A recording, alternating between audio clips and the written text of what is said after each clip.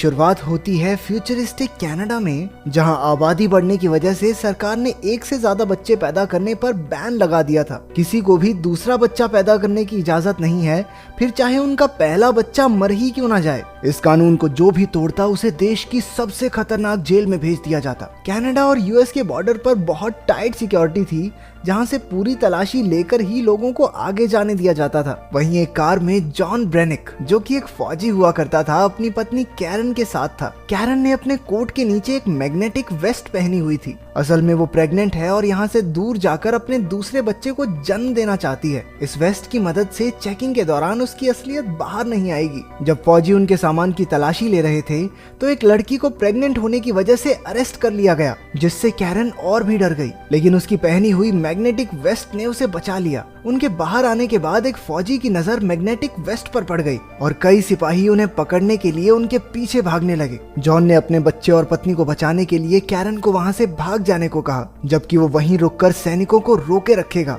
इसके बाद जॉन को बंदी बनाकर बाकी कैदियों के साथ एक जेल में ले जाया जा रहा था, जिसका नाम है फोर्ट्रेस। यह देश की सबसे हाई टेक्नोलॉजी वाली जेल है, जिसे एक रेगिस्तान के बीचों बीच बनाया गया था। वहां से किसी का बच निकलना नामुमकिन था। जब कैदी अंदर पहुंचे तो गार्ड्स ने उन्हें पूरी तरह नंगा करके उनकी चेकिंग की। इसके बाद सभी कैदियों को एक कमरे में ले जाकर उनके पेट में हाईटेक ट्रैकर डाल दिया गया। अगर कोई भी कैदी जेल के नियमों को तोड़ेगा तो ये सिस्टम एक्टिवेट होकर उसका पेट फाड़ देगा। डायरेक्टर पो ने सबसे कहा कि अगर कोई भी कैदी येलो लाइन से बाहर जाएगा तो उसके पेट में जोरदार दर्द होने लगेगा और रेड लाइन को पार करते ही कैदी की मौत हो जाएगी। एक कैदी घबराकर गलती से येलो लाइन के पार चला गया और अचानक पेट में तेज दर्द की वजह से नीचे गिर पड़ा। उसे कुछ समझ नहीं आ रहा था तो उसने गलती से रेड लाइन भी क्रॉस कर दी। उसी समय उसका पेट तेजी से फूलने लगा और कुछ ही पलों में धमाके से फट गया। इसके बाद सभी कैदी लिफ्ट से अंडरग्राउंड जेल में पहुंचे, जो धरती के 30 फ्लोर नीचे जाकर थी। जॉन को नीनो नाम के एक कैदी के साथ Z10 नाम का रोबोट एक सेल में लाया। कैदियों को बाहर जाने से रोकने के लिए सभी सेल्स के बाहर लेजर बीम्स लगाई गई थी। जॉन वहां डी डे और अब्राहम से मिला।